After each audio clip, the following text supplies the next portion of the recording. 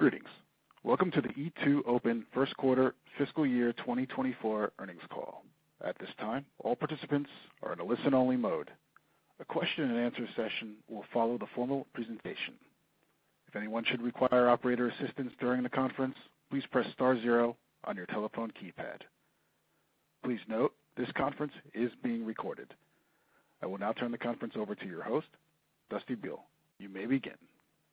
Good afternoon, everyone. At this time, I would like to welcome you all to the E2open fiscal first quarter 2024 earnings conference call. I am Dusty Buell, Head of Investor Relations here at E2open. Today's call will include recorded comments from our Chief Executive Officer, Michael Farlekas, and our Chief Financial Officer, Marie Armstrong. After those comments, we'll open the call for a live Q&A session. A replay of this call will be available on the company's investor relations website at investors.e2open.com.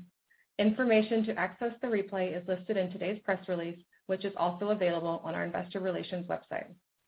Before we begin, I'd like to remind everyone that during today's call, we will be making forward-looking statements regarding future events and financial performance, including guidance for our fiscal second quarter and full year 2024. These forward-looking statements are subject to known and unknown risks and uncertainties. E2open cautions that these statements are not guarantees of future performance. We encourage you to review our most recent reports, including our 10-Q, or any applicable amendments for a complete discussion of these factors and other risks that may affect our future results or the market price of our stock. And finally, we are not obligating ourselves to revise our results or these forward-looking statements in light of new information or future events. Also, during today's call, we'll refer to certain non-GAAP financial measures. Reconciliations of non-GAAP to GAAP measures and certain additional information are included in today's earnings press release, which can be viewed and downloaded from our investor relations website at investors.e2open.com. And with that, we'll begin by turning the call over to our CEO, Michael Farlekas. Thank you, Dusty, and thanks to everyone for joining us today. I'll begin with some high-level remarks on our fiscal first quarter performance, as well as an update on our key strategic focus areas. I'll highlight a few important client success stories and provide my perspective on what they indicate to our strategic market position and our go-forward growth potential. Finally, Marie will review our first quarter financial results and provide our second quarter guidance. We'll then open up the call for your questions. Let's begin with our first quarter performance. Overall, we had a solid quarter led by our subscription business. Subscription revenue for the first quarter was $135 million, representing 84% of our total revenue and above the high end of our quarterly guidance. Although we beat guidance, our Q1 subscription growth rate of 4%, in my view, is below our potential. Despite the slower growth period we are experiencing in FY24, during the quarter, we maintained high profit margins, drove strong cash flow, and continue to build operating leverage in our business as we grew adjusted EBITDA faster than revenue. As we communicated on our Q4 earnings call, the softer subscription revenue growth we are experiencing this year is primarily a function of two factors. The first is the delay in large deal closings as clients continue to scrutinize their spend on long-range strategic projects due to the current macro environment. The second is the timing of churn being more heavily weighted in Q4 of 23 and the first half of 24.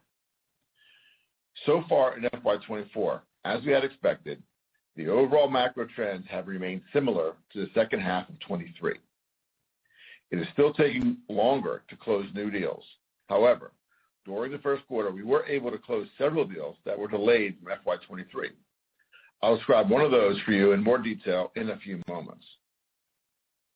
Our professional services business continues to be impacted by weaker spending by some of our larger technology clients on ongoing services projects.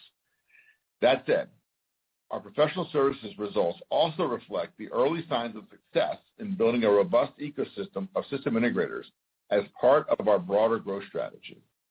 As a reminder, our system integrator strategy, as well as our addition of new subscription products that have little to no attached services revenue, will cause our services growth rate to be lower than our subscription growth rate as we transition a portion of the implementation services work to the SI ecosystem. This is consistent with our bedrock principle of profitable growth as we focus our attention on driving very high margin subscription revenue. As I emphasized on last quarter's call, a top priority for E2open is transitioning from an acquisition-oriented company to one that can drive rapid and sustainable organic growth at scale. Over the last year, we have taken multiple actions to strengthen our go-to-market capabilities, including a brand refresh, hiring our first regional EMEA president, and bringing in new leadership in professional services and sales operations. During Q1, we made changes to our sales model to increase sales coverage ratios for high potential clients and reallocate spend toward account-based marketing. Today, we took another important step in this process with our announcement that Greg Randolph will join E2open in the newly created role of Chief Commercial Officer. In this new role, Greg will lead our commercial organization with a keen focus on increasing our subscription growth rate. Greg is a highly accomplished executive who has led high-performing sales teams and go-to-market transformation at leading software enterprises such as Quest Software and CA Technologies. He has significant hands-on experience in selling motions that are similar at E2open, including managing complex sales cycles with large enterprise clients, marketing and selling a platform that consists of diverse solutions, and utilizing cross-sell to expand existing clients' use of our platform. Greg is a great fit for our organization and for the new role of Chief Commercial Officer. He and I will work closely over the coming quarters to enhance and further build out our repeatable sales model to drive the organic phase of E2open's growth. Before concluding my remarks and turning the call over to Marie, I want to describe for you some exciting business highlights from the first quarter. In the first quarter, we closed a large project with Ford Motor Company that builds on E2open's prior success and strength in the automotive industry transformation. We believe this win demonstrates our ability to deliver on multiple levers of E2open's strategy. It advances E2open's path to become the SaaS supply chain platform provider of choice, the largest network enabling multi-tier supplier collaboration across the automotive industry. It exemplifies the need for multiple solutions across our connected supply chain platform for business operations. It also proves our ability to engage our clients for cross-sell opportunities and demonstrates that system integrators are integral strategic partners, particularly on large projects. This new project deserves special attention because it highlights the value and potential we see in our platform in areas such as technology leadership, strategic partnerships, and organic growth. Our prior work with this iconic client allowed us to build deep collaborative relationships and provide a strong basis for engaging them on additional areas of their business. The automotive industry is undergoing a major technology shift from traditional internal combustion engine vehicles to smart electric vehicles that heavily rely on microchips and sensors. These critical components are globally constrained. There are simply not enough of them to meet the diverse needs of a global economy. As a result, the auto industry has been challenged to meet customer demand for cars and is now adapting to manage constrained supply much in the same way that the high-tech industry adapted over the past 20 years. Our network and applications were built specifically for this purpose and are ideally positioned to help the auto sector adapt to an increasingly complex manufacturing process. Drawing on E2open's deep experience in executing transformative projects with automotive leaders, this win demonstrates E2open's ability to expand client relationships and implement multiple solutions across our connected supply chain platform. A key ingredient to this success, especially for supplier collaboration, is E2open's reusable network of over 420,000 connected parties. This win and several other transformational wins in the quarter highlight our primary competitive advantages, namely the unique nature of our network-centric software platform and our deep experience serving large customers with complex global supply chains. We also had several other success stories from our first quarter. During the quarter, a leading provider of IoT services for transportation and logistics applications selected E2open's advanced supply chain planning and collaboration solutions to manage demand, supply, and inventory across its operations. The client will now be able to automate more tools and communications across the supply chain network, stay ahead of potential disruptions, and respond more quickly to changes in customer demand. Our technology leadership also received a major recognition during the first quarter. For the first time, E2open was named a leader in the 2023 Gartner Magic Quadrant for Transportation Management Systems. We believe that combining key aspects of our global network and platform with the highly scalable multi-mode and multi-regional transportation management system we acquired in the Blue Jet combination helped us achieve this improved position. During the quarter, we completed multiple go-lives across a number of product suites, industries, and geographies. This includes deploying E2open's global trade management solution for Rio Tinto, the world's second-largest metals and mining company operating in 35 countries. Each quarter, we add new functionality to our software platform to better serve the supply chain needs of our diverse client base. As just one example, during the first quarter, we released enhancements to our Global Logistics Orchestration solution, or GLO, that further automates and reduces risk associated with global shipments. These enhancements automate previously time-consuming manual tasks, such as rebooking all legs of committed shipments and screening against government lists of denied or restricted parties. Speaking more broadly about software innovation, I also want to comment on our company's approach to artificial intelligence. While the world is now paying close attention to how AI can be commercialized more fully, I want to make clear that E2open has used artificial intelligence and machine learning to enhance our software offerings for nearly 2 decades. AI is a core element of our demand sensing and inventory optimization solutions that support the global operations of some of the world's largest companies. We also rely heavily on AI to process the billions of transactions that flow through our network and perform critical functions such as data anomaly detection.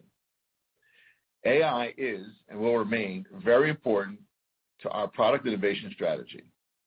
As we make further investments in our software platform, we will continue to look for ways to further leverage the power of AI for the benefit of all of our clients and our company. Before closing, I want to express my many thanks to E2open's 4,000 talented team members around the world for demonstrating our company's operating principles and values every day. Your commitment to build stronger client relationships, to innovate, and to operate efficiently are key to our company's success and to the unique value proposition we provide to our clients.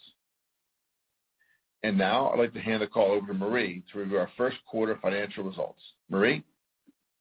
Thank you, Michael, and good afternoon, everyone.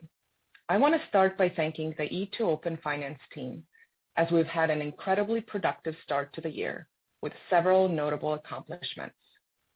We went live with the ERP integration of our acquired logistics business, drove a variety of improvements focused on driving cash flow and operational efficiency across multiple company functions, and completed the build-out of our finance leadership team.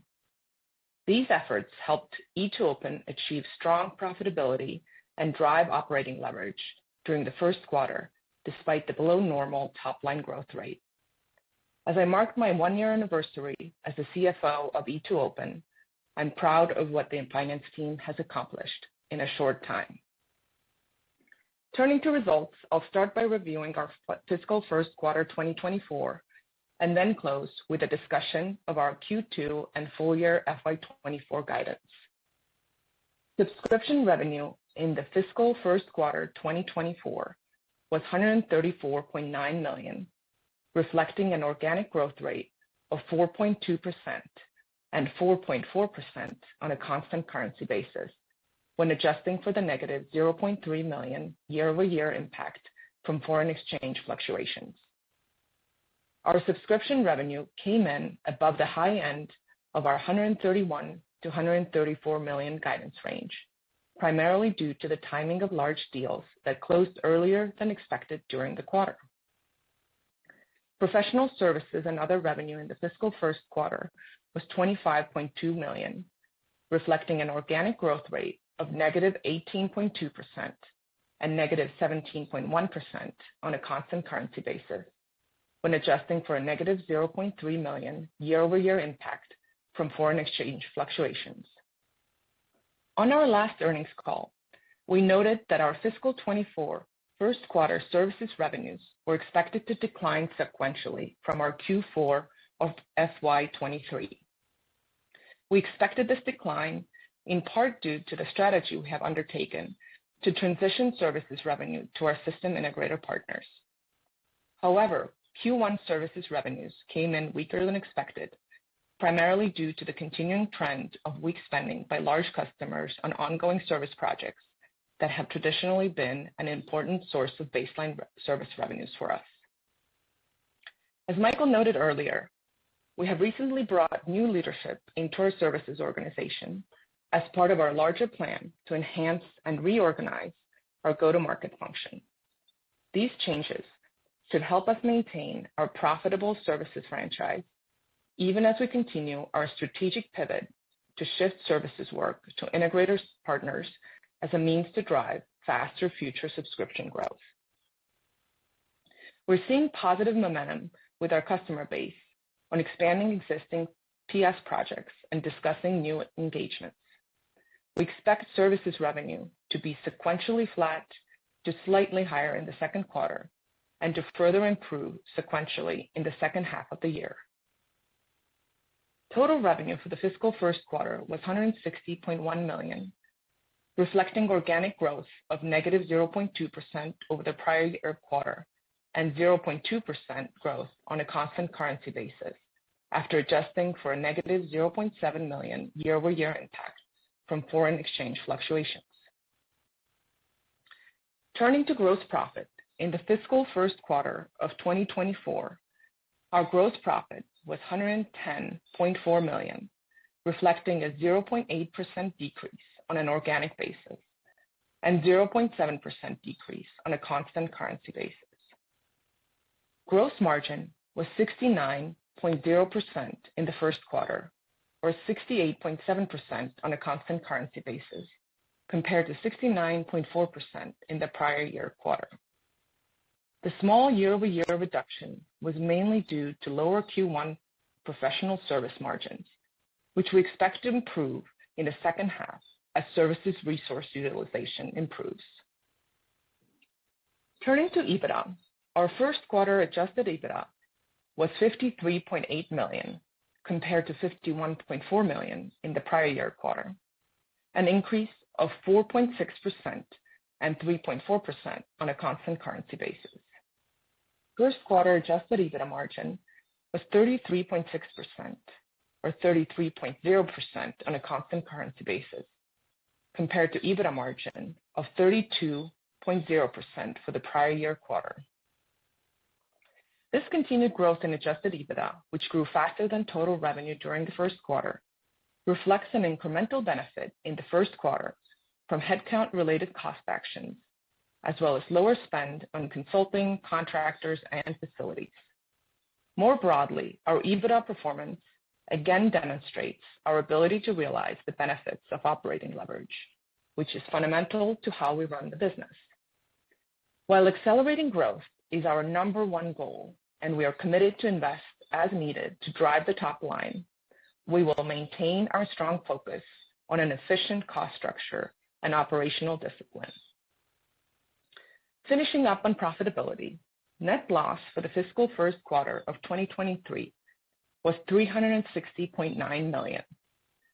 This net loss figure includes a non-cash goodwill impairment charge of $410.0 million during the quarter.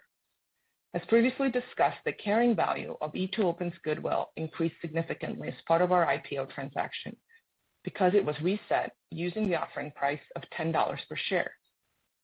GAAP requires companies to continually monitor goodwill carrying value by evaluating potential triggering events, including share price declines. It is important to note that the triggering event for the Q1 impairment was the decline in our share price that took place following our Q4 FY23 earnings release. We want to emphasize that the impairment charge was not driven by operational or performance issues related to any of our products or acquired businesses. Now turning to cash flow. During the first fiscal quarter, we generated $37.3 million of adjusted operating cash flow. The primary driver of this strong cash flow was good collections performance during the quarter, which is a testament to the broader finance team's commitment to driving working capital improvements this year. I would note that due to a combination of seasonal factors and our annual cash bonuses being paid now in the beginning of Q2, we expect sequentially lower cash flow in the second quarter. Growth in cash flow continues to be a core objective for our management team, and we view cash flow growth as a strong indicator of the competitive advantage of our business model and as an important source of financial flexibility as we seek to optimize our capital structure and fund future strategic growth. Before turning to guidance, I want to provide an update on our integration efforts related to our acquisition of Logistyx. Since closing this transaction in 2022, multiple E2open teams have worked hard to drive the integration process and meet our cost and operating synergy targets. I'm very pleased to report that shortly after the end of the first quarter, we completed the integration of Logistyx into our existing ERP platform. With this project behind us, the Logistyx integration is now substantially complete, and all of E2open's core business operations and entities are on a single ERP instance. I'm also pleased to report that we have exceeded our synergy targets for the Logistyx acquisition. Total transaction synergies were originally projected to be just over $10 million. As of the end of Q1, we have actioned $10.1 million of synergies and now expect to realize approximately $11.6 million in synergy savings for full year FY24. This completes my remarks on our fiscal Q1 2024 results. At this point, I'll turn to a discussion of financial guidance. In terms of new guidance for the fiscal second quarter of this year, we expect FY24 second quarter subscription revenue to be in the range of $132 to $135 million. This represents a growth rate of 0.3% to 2.6% as compared to the prior fiscal year first quarter. Turning to full fiscal year 2024, we're reiterating the full year guidance we issued last quarter, which as a reminder consists of the following elements. We expect subscription revenue in the range of $545 million to $555 million for FY24. We expect FY24 total revenue to be within the range of $655 million to $670 million. We expect FY24 gross profit margin to be within a range of 68 to 70%. Finally, we expect FY24 adjusted EBITDA to be within the range of $218 to $228 million.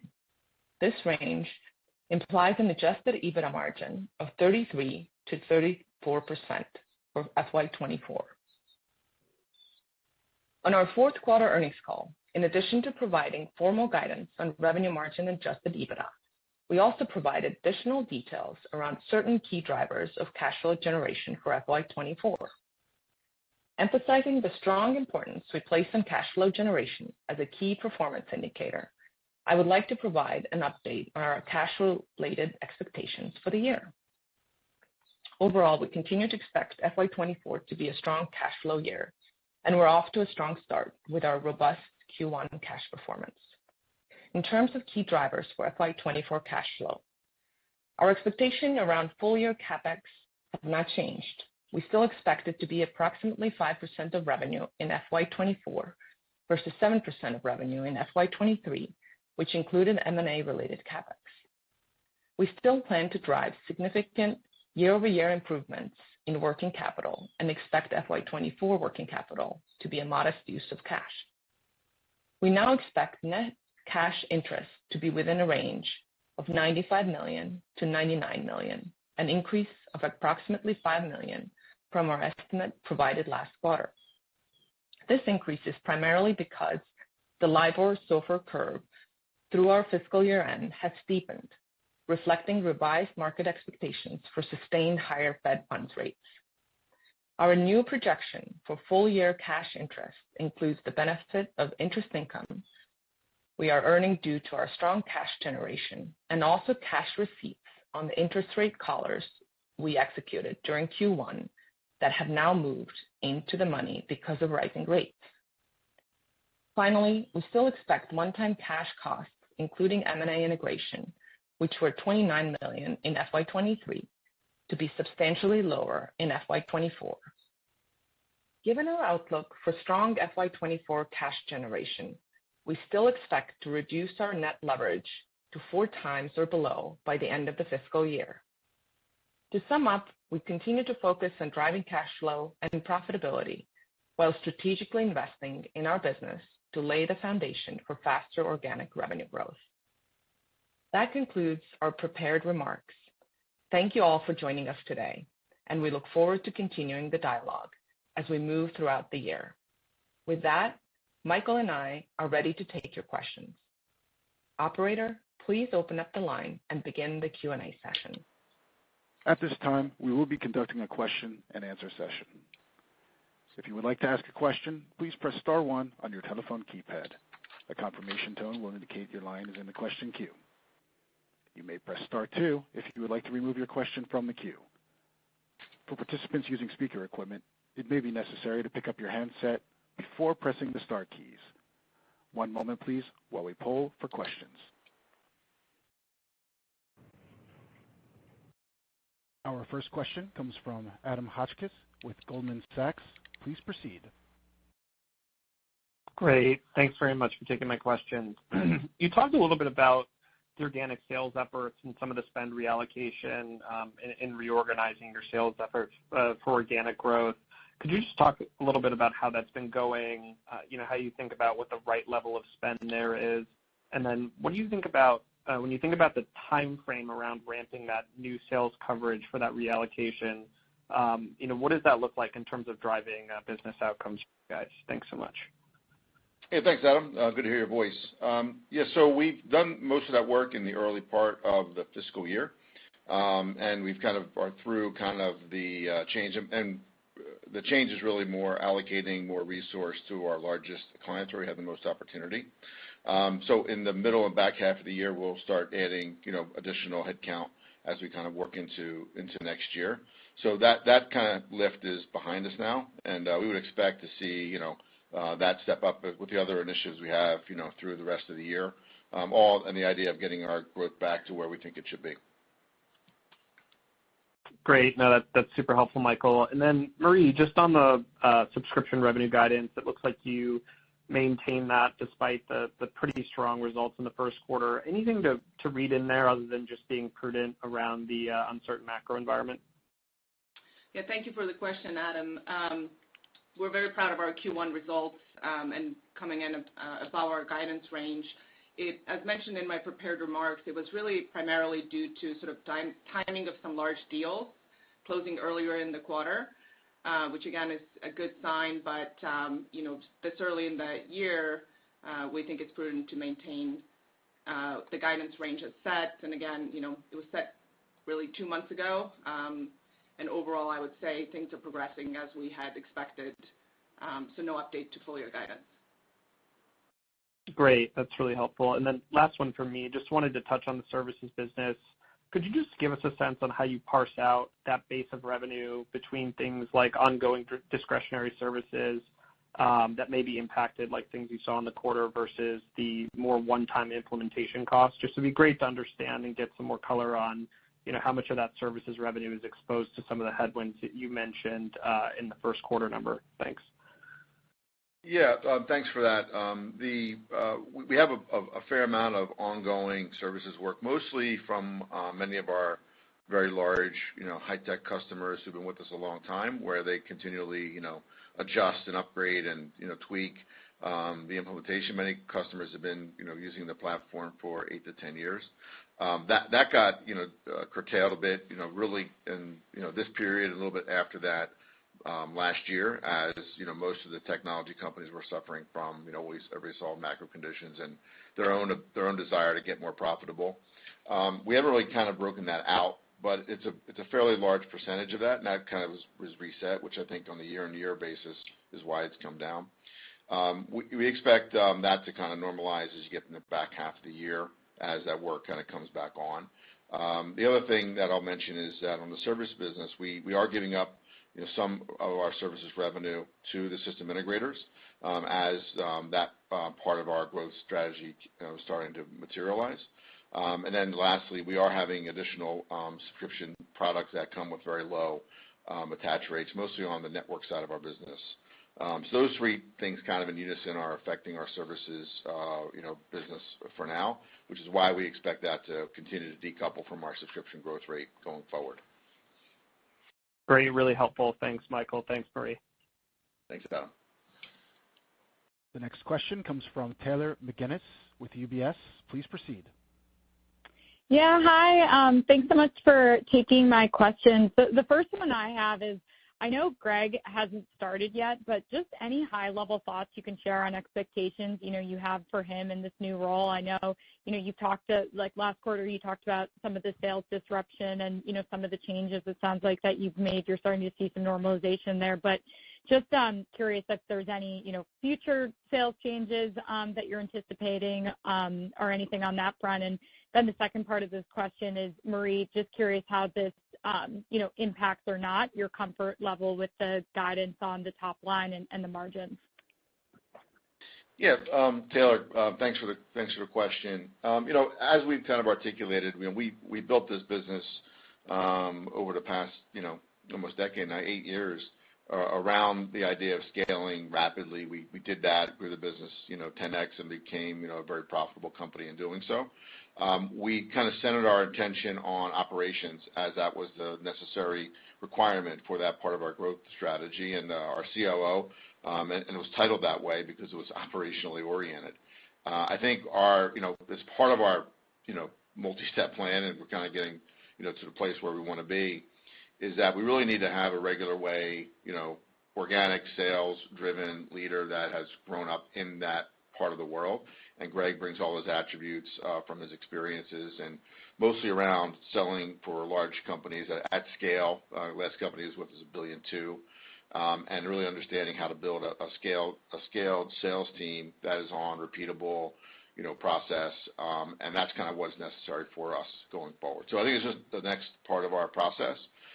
Super thrilled to have him, and then really excited about the go forward in terms of that. In terms of next steps, we've been making these incremental steps along the way, so I don't expect a rapid or dramatic shift, but just incremental improvement as we kind of build a very repeatable organic sales engine. Marie? Yeah, absolutely. Just to add to that, in terms of the impact to our top line, again, we're reiterating our full year guidance. A lot of the changes that we've talked about, it's all part of the plan for the year, right, and was contemplated when we set guidance. And in terms of the cost impact, goes same way. There's no change to guidance from this change. We talked about incremental investments on the sales team and go-to-market overall, but nothing really to update. Again, this is all part of the plan sort of for the year. Awesome. Super helpful. And then my last question is, you talked about when you think about the back half, of the guidance or what's, implied for the full year on a sequential basis, it sounds like, subscription revenue improving versus what we saw in 1Q. You talked about services revenue, sequential growth improving versus what we saw in 1Q. So just curious what you guys are seeing maybe from, a bookings perspective, or you talked about some large deals that closed in the quarter that I guess is giving you that comfort that we could see, some recovery in those numbers. Yeah, absolutely. So, as mentioned, as you're referencing, we had mentioned that we expect, second half of the subscription business to be better, and that's primarily driven really the first half the churn being more first half weighted this year. And then, as you mentioned, we have seen some large deals, close in Q1, which is encouraging. But again, in terms of the macro and overall, I would say it's as expected, sort of stabilizing, but we're not seeing, anything very different than what we discussed 2 months ago in terms of the macro impact. And then on the services side, as we mentioned earlier, we do expect services revenues to be, sort of flat to slightly up in Q2. and we are seeing some encouraging signs in the business. Very excited about the new leadership there and just really the momentum that some of the changes are taking on, and we're really hopeful that second half will be better based on the initial signs. And again, no real change in terms of what we saw when we last spoke 2 months ago. Okay, the next question comes from Fred Lee with Credit Suisse. Please proceed. Hi, Michael. Very good to hear from you. Last quarter, just to expand a little bit more on macro, just because last quarter you talked about the first half being tougher than the second half for fiscal 24. I was just wondering if macro deteriorated sequentially from from Q4 to Q1. It sounds like it's stabilized a little bit, but I was just wondering, just to be crystal clear, if it's deteriorated or if it's stabilized into the end of Q1. Hi, Fred. How you doing? No, I don't think it's deteriorated. I mean, it's still, the market's still choppy, and you look at kind of, and other parts of our business, especially on the freight side, still kind of trying to work it through its process. On the trucking side, you see that all over the place. But I don't really think it's deteriorating. I just think it's choppy. Some companies doing well, some companies not doing so well. So I just think it's choppy for right now, but I would not say it's deteriorating. I'd say it's more on the stabilizing side than deteriorating at this point. That's how I'd characterize it. Okay, that's good to hear. My second question is related to your appetite for incremental acquisitions. Now that the integration of logistics sounds like it's largely behind the company, sounds like most synergies have been realized. Have valuations come in the private marketplace enough to pique your interest? Yeah, listen, we grew our business through acquisitions, and we have a great mechanism to do that. However, for us to really realize the potential we see, we really kind of need to focus our attention on a sustainable organic growth rate and kind of a more regular way sales organization as we are a scale business now in our revenue size. That's our primary focus. I don't think it'll be our primary focus forever, but it is our primary focus for the time being. And in terms of valuations, look, there's going to be a time when all these smaller companies come to market. I don't think it's there yet, and I think price expectations are still pretty high. So I think now's a great time for us to build an organic sales engine that we know we can. Got it. Thank you. My last question is just related to your conviction in churn declining in the back half. As we kind of look through your subscription revenue, the implied numbers and the growth in the back half of the year, how do we gain conviction that churn is going to downtick over the next couple of quarters? Thank you. Yeah, we've done a lot of analysis on this, and we kind of looked at it 9 pages from Sunday, Fred. So, we have a very specific way of understanding where our clients are, and we have a pretty strong conviction that in the back half of this year and into next that churn normalizes. And remember, we have world-class churn, and it ticked up a bit. It just happened that it happened. It just happened to happen in Q4 and the first half of this year. So we expect it to normalize and then kind of be back where we were. And then obviously that has an impact for revenue as a lagging indicator. And we expect that to kind of get better as we go into next year. Okay, the next question comes from Mark Schappel with Loop Capital. Mark, please proceed. Hi, good afternoon. Thank you for taking my question.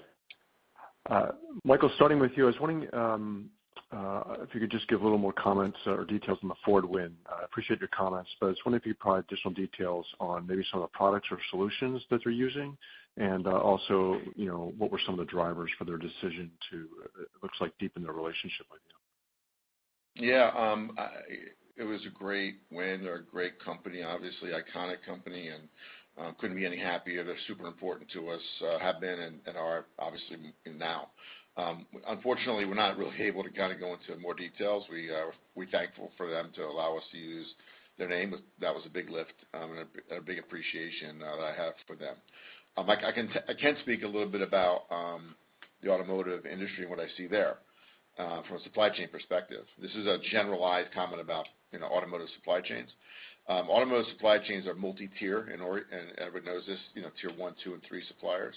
And for a long time, automobiles have been made with readily available materials. I need aluminum, I need tires, and I need things that are made in mass and readily available. The change that has happened in the last 3 years is that the supply materials and componentry is much more constrained on a global basis. So understanding deeper into a company's supply chain, what their constrained supply is, has a really big impact to what they can actually produce every day on a production line. And the further they can look out into what that supply base looks like, the more the confidence they'll have and be able to not have, a car that's, 99.9% complete but doesn't have the right chip, has to be reworked.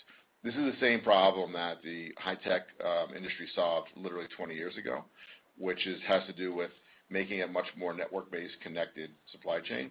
So that's an industry, automotive industry, perspective that I have, and I've been talking to many automotive companies. So I just want to give you that perspective in terms of the auto industry and kind of the change that is happening within the auto industry. But Ford's a great company, and I really can't speak any more about what we're doing with them other than our comments I've made in the press release. I appreciate your comments there. And then secondly, in your prepared remarks, you noted that subscription growth, while above guidance, was still below what you thought was the company's potential. I was wondering if you just maybe add some clarity to those remarks. Was there something you saw in the quarter that led you to that, or is this just going back to prior quarters? No, this is just a general comment, Mark. I appreciate that clarification you allow me to make. I just think we have more potential to grow this business organically, and I think we have to kind of change our business a bit to kind of get to that potential. So it's nothing to do with the quarter, but listen, we have long-term guidance out there. That's in 12% plus. We think that's very possible at these margin levels, and I think that's an important clarification. We are focused on generating high margins in a business. We think we can do both. Which makes us a very unique kind of company. That's what I meant by below our potential. And I believe that we have greater potential to grow, and we have some operational things to take care of in terms of our go-to-market. I appreciate that. That's all for me. Thanks. Thanks. Okay, the next question is from Chad Bennett with Craig-Hallum. Please proceed, Chad.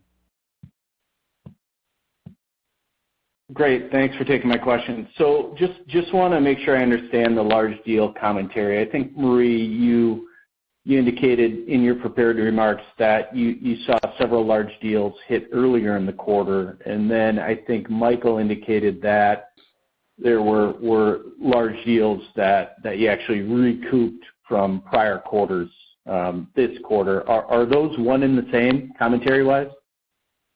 Yeah. Good to hear your voice, Greg. I think what we're saying is we had, as we said last time, our large deal pipeline is grown. A lot of that's because they pushed, and because of that, we were able to get some of those in. We had a pretty good quarter with large deals, and they just happened to happen a little earlier in the quarter, which kind of helped us out from a revenue perspective. We signed large deals that are somewhat impactful given the kind of the quarterly revenue flow. So I think they are one and the same. That's a good catch. Okay. So with that in mind, if you recoup some and I guess you incrementally added some, your calculated subscription billings were effectively flat year over year, and you guided for subscription growth of call it 1.4 mid 1% growth for the second quarter here year over year. So I think other people have asked this on the call. So the conviction, I guess, churn improving in the second half. Are you expecting the macro to improve in the second half? How do we? And I'm not saying it's a high bar, but you got to see pretty significant reacceleration in the second half relative to where we are in Q2 and where billings were in Q1 to get to kind of your midpoint. So I'm just kind of trying to understand the logic there. So Chad, I think when you're looking at billings growth, it was over 4% in Q1. I think maybe what you're not doing is normalizing out the logistics impact from a year ago. But happy to go. Your subscription billing? Subscription billing? Yes. Okay. But happy to go through those numbers specifically with you later. Sure. But I think you're not taking out the logistics from last year. So well, logistics should have annualized, right? Yeah. So normalized for logistics, subscription billings year-over-year growth was just over 4%. So, but sorry, what's the follow-up from that question? I just wanted to correct that. But okay, didn't you have the logistics a full quarter last year also, or am I wrong? So you basically need to normalize that out from the balances from that quarter. It's a normalized change in the accounts receivables. But happy to follow up on that. Happy to walk through how that normalization works. Okay.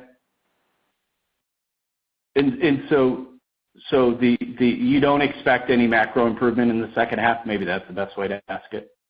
I think we're expecting it to be as we kind of said, Craig. I think we're kind of seeing as expected, and we didn't build a lot of macro build into our overall plan for the year. So I think things are progressing as expected. Okay. And then is there a way to think about just in the existing base today, Michael, how many customers have, more than 2, 3, 4 modules from a penetration standpoint? We do some of that work, and we know that, especially with the addition of the last 2 acquisitions, which had more customers, and specifically Blue Jay had a lot of larger customers added. We are seeing incremental pickup, but many of them have either 1 or 2 still when we kind of bring them in. So by definition, they come in as a single point solution company because that's all that company had. So that process, that doesn't happen overnight. We have many examples of adding, solutions to clients, and we kind of mentioned one on the call today. But that process, continues. I think that's really the long-term, potential we see in the business is that, people don't change their supply chain applications overnight. They don't just change them out because, they now have more access under a single partner. But over time, our probability of success is incremented because they're already clients, already know us, already have proven success with us. Kind of what takes me back to Mark's question around our conviction about, growth is because we have a lot of solutions, we have a lot of customers, and it's just a matter of penetrating that over time, which gets us back to the long-term nature of our strategy, because those customers aren't going to go away, and their need for supply chain software only increases over time. Got it. Thanks for taking my question. Great. Good hearing your voice. The next question comes from Andrew Obin with Bank of America. Please proceed. Good evening. This is David Ridley-Lane on for Andrew Obin. So just wondering on the second quarter guidance and what that implies sort of on a sequential basis for subscription revenue. How much of that is just the last bit of this elevated churn versus what you're expecting in bookings? What are sort of the puts and takes if you looked at it sequentially? I would say, churn, as you mentioned, is a big part of that. And, again, we don't provide specific bookings guidance, but, obviously churn has the elevated churn in the first half that we've talked about in prior quarter, and this quarter has, the main impact here. Got it. And then based on the bookings so far this year, are you starting to, I know you mentioned a couple of client wins, but more broadly, I think, the large client behavior was the sort of the thing that had shifted on you. Are you starting to see signs that that's improving? I'd say, it's partly because we had a number of deals that were in our pipeline for a long time that have come through. But I don't really see. I still think big companies are very judicious about, writing, long-term commitments for large ticket items overall. And they're very cautious at this point, so they're not rushing to do that. So the things that do get approved go through multiple steps. I don't think that really has changed. So the duration has increased in our pipelines. We see that. Now, obviously, that means they tick up a bit, and then when you have a lot of large deals it goes down a bit. But I don't think there's a lot of change in behavior or sentiment at this point. I think people are still trying to understand this macro environment where you have, high inflation, high employment at the same time, and you have an increasingly aggressive, monetary policy. So I think everybody's trying to figure out what that looks like as the year goes on. And there's been a forecasted recession now for the last 5 quarters or 6 quarters, and I think everybody's trying to figure out is that going to happen or not happen. So I think this is for us in our particular markets a bit of a normal, and I think that normal is going to last a bit, to be honest with you. Understood. Thank you very much. Great. Thank you. We have no further questions in queue. We have reached the end of the question and answer session. This concludes today's conference, and you may disconnect your lines at this time. Thank you for your participation. Thank you.